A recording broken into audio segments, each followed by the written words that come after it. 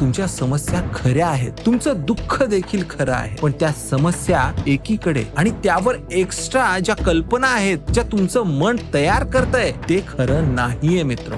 जेव्हा तुम्ही या अवस्थेत असताना, म्हणजे तुमच्या मनात विचारांचं वादळ उठलेलं आहे, तेव्हा कुणीतरी येऊन तुम्हाला सांगतं, अरे पॉझिटिव्ह विचार कर, काहीतरी चांगलं बघ, आयुष्य किती चांगलं आहे, तिकडे बघ.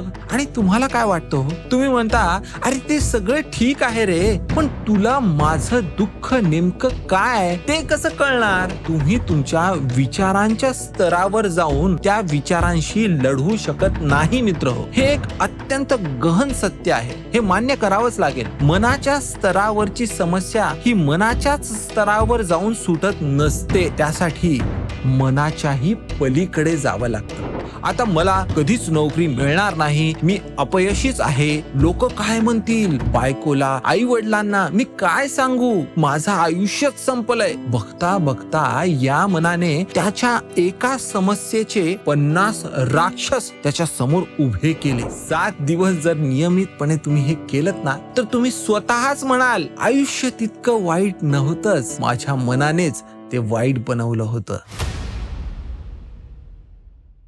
नमस्कार मित्र हो, आज मी तुमच्याशी एका अशा गोष्टीबद्दल बोलणार आहे जी मी स्वतः जगलोय, स्वतः अनुभवलं देखील आहे.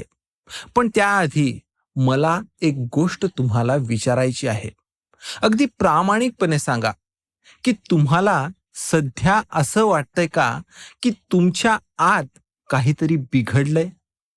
कुणी काहीही बोललं की लगेच तुमचं मन दुखावल्या जातं. घरचे काही सांगत असतात तेव्हा त्यांना उलट उत्तरे द्यावंसं वाटतं, चिडचिड होते, राग येतो, कशातच मन लागत नाही. आणि एवढं होऊन त्यात कुणी येऊन जर तुम्हाला म्हणत असेल की अरे पॉझिटिव्ह विचार कर, आणि असं म्हटल्याच तुम्हाला आणखी जास्तच राग यायला लागतो. जर या प्रश्नांचं उत्तर हो असेल तर हा व्हिडिओ तुमच्यासाठीच आहे मित्र हो. आणि जर नाही असेल ना, तरी देखील बघा, कारण उद्या काही असं वाटलं तर तुम्हाला नक्की काय करायचं तरी काय आहे ते आजच तुम्हाला कळालेलं असेल. आज मी तुम्हाला एक असं सत्य सांगणार आहे जे ऐकल्यावर तुम्ही स्वतःच म्हणाल की अरे हेच तर माझ्या सोबत होतंय. आणि फक्त एवढंच नाही, तर त्या सत्यासोबतच एक उपाय देखील मी तुम्हाला सांगणार आहे.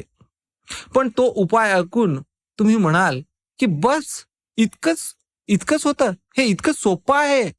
तर हो मित्र हो, हे इतकंच सोपं असणार आहे, पण ते सोपं असूनही ते तितकंच शक्तिशाली सुद्धा असणार आहे. तर चला सुरुवात करूया. ओव्हर थिंकिंग तुम्ही करत नाही, ती होते. मित्रांनो, आपण सगळे एक शब्द वापरत असतो, मी ओव्हर थिंक करतो, मला ओव्हर थिंकिंग करायची सवय आहे, अतिविचाराची सवय आहे, मी विचार करणं थांबवूच शकत नाही. पण आज मला एक गोष्ट तुम्हाला सांगायची आहे मित्र, जी कदाचित तुम्ही पहिल्यांदाच ऐकत असाल, की ओव्हर थिंकिंग ही तुम्ही करत नाही, ती तुमच्या सोबत होते. हो मित्र हो, मी ओव्हर थिंक करतो हे चुकीचं वाक्य आहे, आणि बरोबर वाक्य म्हणजे माझ्या मनात ओव्हर थिंकिंग होत आहे. आता यात नेमका फरक काय आहे? तर फरक हा आहे की जेव्हा तुम्ही म्हणता की मी हे करतो, तेव्हा तुम्हाला वाटतं की ही तुमची निवड आहे, हे तुमच्या हातात आहे, आणि मग तुम्ही तुम्ही या गोष्टीसाठी स्वतःलाच दोष द्यायला लागता. तुम्ही म्हणायला लागता की मी मी इतका कमकुवत का आहे, मी विचार का थांबवू शकत नाहीये. पण सत्य हे आहे की ओव्हर थिंकिंग ही मनाची एक ऑटोमॅटिक प्रक्रिया आहे. ती ती आपोआपच घडत असते. जसं की तुम्ही श्वास घेता, अगदी तसंच. तुम्ही ठरवून श्वास घेता का हो? नाही ना. तो आपोआपच चालत असतो ना. अगदी तसंच विचारही असतात. ते आपोआप येतात आणि आपोआपच चालत असतात. रात्री तुम्ही उशीवर डोकं ठेवता, डोळे मिटता, आणि मग हे चक्र सुरू होतात. उद्या ऑफिसमध्ये काय होईल? त्या माणसाने असं का बोललं असेल? माझं आयुष्य इतकं मागे का आहे? सगळे पुढे गेले, पण मी अजून कुठे अडकून राहिलोय? आणि तुम्ही ते विचार थांबवायचा प्रयत्न देखील करता. पण जितका प्रयत्न तुम्ही करता, तितके जास्त विचार हे यायला लागतात. बरोबर ना मित्र? एक छोटं उदाहरण सांगतो. तुम्हाला मी आता सांगतो, की पुढचे 10 सेकंद लाल रंगाची लिपस्टिक लावलेला माकड याचा विचार तुम्ही अजिबात करायचा नाही. काय झालं? माकडच डोळ्यासमोर आलं ना? हेच तर आहे. मन असंच काम करतं. तुम्ही जितकं म्हणता, की विचार करू नको, तितकंच ते जास्त विचार तुमच्या मनात आणखी आणायला लागतं. मग प्रश्न हा आहे, की जर विचार थांबवताच येत नाहीत, तर करायचं तरी काय? तर त्याचं उत्तर हे आहे, की तुम्हाला या विचारांच्या पलीकडे जायचंय. पण तुम्ही विचाराल, की आता विचारांच्या पलीकडे ते कसं जायचं? तर ते मी तुम्हाला सांगतो. पण आधी एक गोष्ट ऐका. ढगांचं उदाहरण. तुमचं आयुष्य तितकं वाईट नाही, जितकं तुमचं मन दाखवतंय. मित्रांनो, एक कल्पना करा. तुम्ही जमिनीवर उभे आहात. तुम्ही वर बघता. आकाश पूर्णपणे ढगांनी भरलेलं आहे. काळे कुट्ट ढग आलेले आहेत. थोडा देखील सूर्यप्रकाश येत नाहीये. सगळं अंधारलेलं आहे. मग तुम्हाला असं वाटायला लागतं, की आज सूर्यच नाहीये. सगळं संपलंय. पण त्याच वेळी जर तुम्ही एका विमानात बसलात आणि त्या ढगांच्याही वर गेलात, तर तुम्हाला काय दिसेल हो? स्वच्छ, निरभ्र आणि सुंदर आकाश. तिथे तुम्हाला सूर्य त्याच्या तेजस्वी आणि उबदार रूपात दिसून येईल. तो कुठेही गेलेला नव्हता मित्र हो. पण त्या ढगांनीच त्याला झाकलेलं होतं. बस इतकंच. मित्रांनो, अगदी हेच तुमच्या आयुष्यात होतंय. तुमचं आयुष्य तो सूर्य आहे. ते मुळात सुंदर आहे.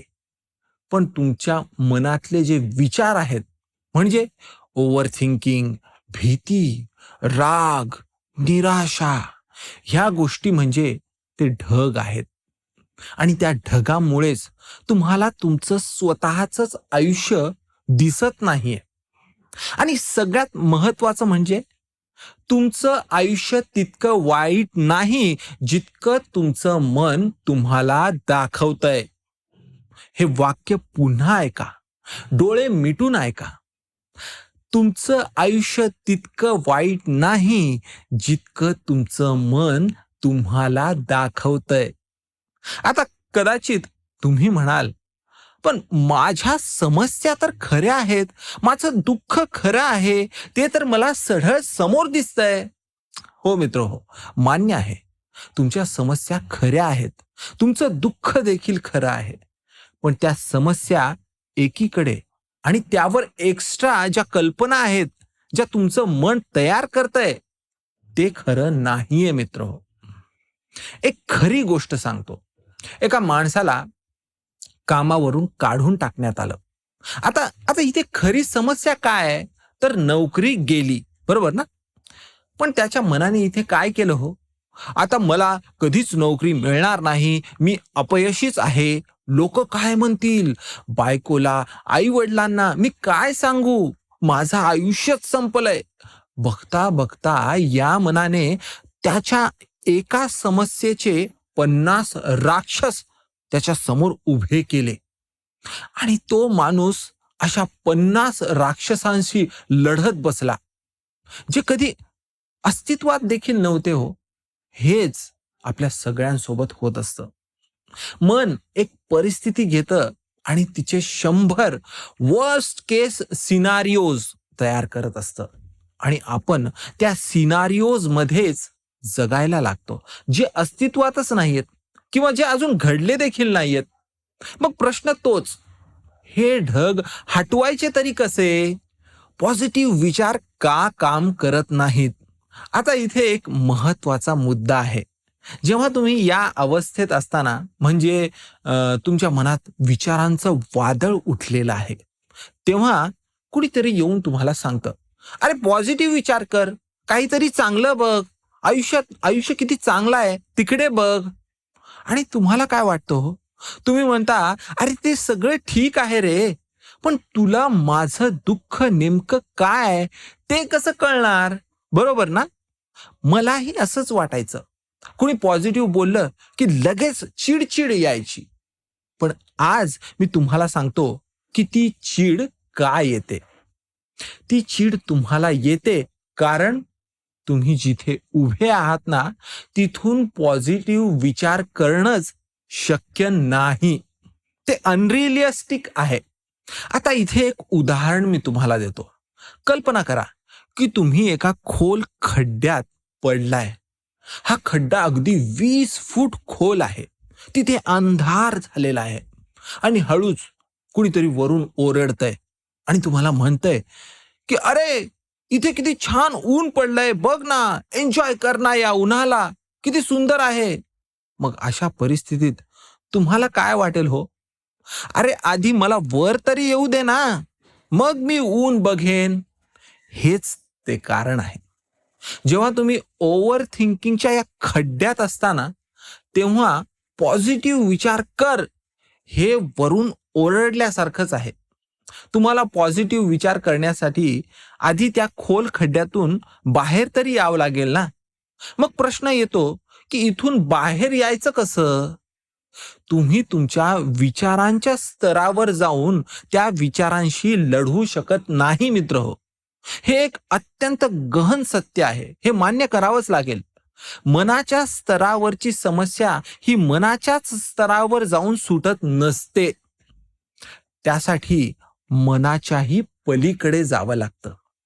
आणि मनाच्या पलीकडे जाण्याचा मार्ग म्हणजे जो आपल्या पूर्वजांनी आधीच सांगून ठेवलेला आहे.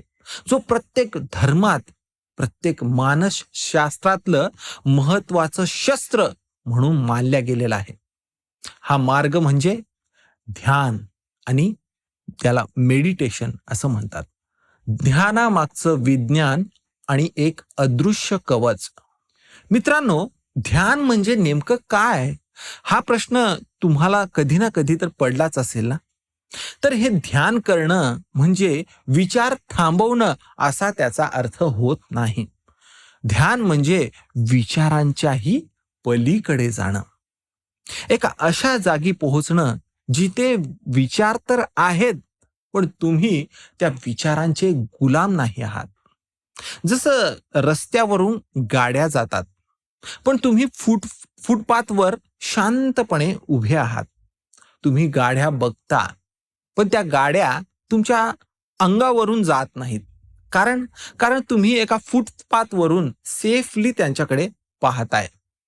अगदी तसंच या ध्यानाचं असतं. इथे विचार येतात, पण तुम्ही त्या विचारांमध्ये अडकत नाही. ते तुम्हाला ट्रॅप करू शकत नाहीत. आता इथे एक गोष्ट मला तुम्हाला सांगावीशी वाटते, जी मी स्वतः अनुभवली आहे. जेव्हा तुम्ही नियमितपणे ध्यान करता, म्हणजेच रोज एकाच वेळी आणि अगदी शांतपणे हे ध्यान करताना, तेव्हा हळू तुमच्या आजूबाजूला एक अदृश्य कवच तयार होत असतं. हे कवच तुमच्या डोळ्यांना तर दिसत नाही, पण ते काम करत असतं. आता ते कसं? तर कुणी काही बोललं, तर ते तुमच्या आत खोलवर जाऊ शकत नाही. एखादी वाईट परिस्थिती आली, तर तुम्ही शांतपणे तिला हँडल करायला लागता. कुणी तुमच्यावर रागावलंच, तर तुम्ही इमोशनली रिॲक्ट करण्याऐवजी त्याला विचारपूर्वक योग्य तो रिस्पॉन्स देऊ लागता. याचा फायदा खूप भारी आहे. पण यासोबतच एक गोष्ट आपल्याला लक्षात घ्यायला हवी, की जेव्हा तुम्ही हे ध्यान करणं सोडता ना, तेव्हा काही दिवस जातात, मग काही आठवडे देखील जातात. मग तेव्हा ते कवच जे की तुमच्या सुरक्षेसाठी बनलेलं होतं, ते हळू विरघळायला लागतं आणि मग बाहेरचं सगळं तुम्हाला परत टोचायला लागतं. तुमची चिडचिड परत वाढते, दुःख परत जास्त जाणवायला लागतं. लोकांचे शब्द परत मनात घर करायला लागतात. म्हणजे याचा अर्थ तरी काय? तर ध्यान हे तुमच्या मनाचं कवच आहे आणि ते नियमितपणे तुमच्या सोबत हवं. आता मला माहिती आहे, की तुम्ही विचार करत असाल, की पण मला ध्यान करता येत नाही. मी बसलो, की मन शांत होण्याऐवजी आणखी जास्तीचेच विचार वाढायला लागतात हो. तर हो, सुरुवातीला हे असंच होत असतं आणि ते तसं होणं अगदी नॉर्मल आहे. म्हणून मी तुम्हाला एक प्रॅक्टिकल गोष्ट सांगतो. जेव्हा तुमच्या मनात खूप गोंधळ असतो, म्हणजे अ, जेव्हा शांत बसणं अगदी कठीण झालेलं आहे, तेव्हा सुरुवातीला बाहेरची मदत घ्या. आता आता ही बाहेरची मदत कोणती? तर कानात हेडफोन लावा. अगदी शांत ओंकाराचं चॅन्टिंग लावा किंवा एखादं गाइडेड मेडिटेशन जर असेल, तर ते लावा. नंतर 30 मिनिटे डोळे बंद करा आणि फक्त ऐका. असं केल्याने नेमकं काय होईल? तर बाहेरून येणारा तो जो ध्वनी असेल, तो तुमच्या विचारांच्या साखळीत सतत ब्रेक लावत राहील. जसं रस्त्यावरून स्पीड ब्रेकर्स लावला, की गाड्या आपोआपच हळू होतात ना, अगदी त्याचप्रमाणे. हे चॅन्टिंग तुमच्या विचारांना हळू त्या गाड्याप्रमाणेच ब्रेक लावायला लागेल. आता ते विचार थांबणार तर नाहीत, पण त्यांचा वेग मात्र कमी होईल. आणि एकदा तो वेग कमी झाला, की तुम्हाला आपोआपच हलकं वाटायला लागेल.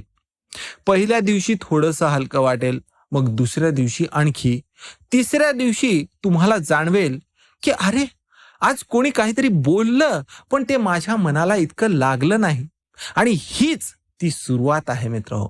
हाच तो क्षण आहे, जेव्हा ढग थोडेसे विरळ व्हायला लागतात आणि त्यातून सूर्यकिरण यायला लागतो. आणि 7 दिवसानंतर काय होईल हो? 7 दिवस जर नियमितपणे तुम्ही हे केलत ना, तर तुम्ही स्वतःच म्हणाल, आयुष्य तितकं वाईट नव्हतंच. माझ्या मनानेच ते वाईट बनवलं होतं. आता एक रस्त्यावरचं उदाहरण देतो. तुम्ही गाडी चालवत आहात. मागून कोणीतरी सतत हॉर्न वाजवतंय. मग तुम्ही चिडता आणि म्हणायला लागता, "काय त्रास आहे रे तुला? एवढं घाई असेल तर उडूनच जायचं ना माझ्या डोक्यावरून."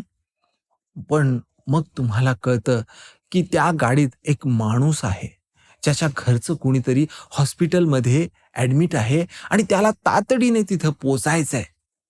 मग तुम्हाला कसं वाटेल हो? इथे परिस्थिती तीच असेल, पण माहिती बदललेली असेल आणि या माहितीमुळे तुमची प्रतिक्रिया देखील पूर्णपणे बदललेली असेल. पहिल्या वेळी तुम्ही चिडलेले होता, पण दुसऱ्या वेळी मात्र तुम्हाला सहानुभूती वाटली. परिस्थिती तीच होती, पण फक्त दृष्टिकोन बदलला गेला. आणि हा दृष्टिकोन फक्त शांत मनातूनच येत असतो. अशांत मनातून दृष्टिकोन कधी येणार नाही. अशांत मन फक्त प्रतिक्रियाच देत राहील. ते प्रतिसाद कधी देणार नाही. आणि प्रतिक्रिया ही नेहमी नुकसान करणारीच असते मित्रहो. याने तुमचं आणि समोरच्याचंही मन दुखावल्या जातं.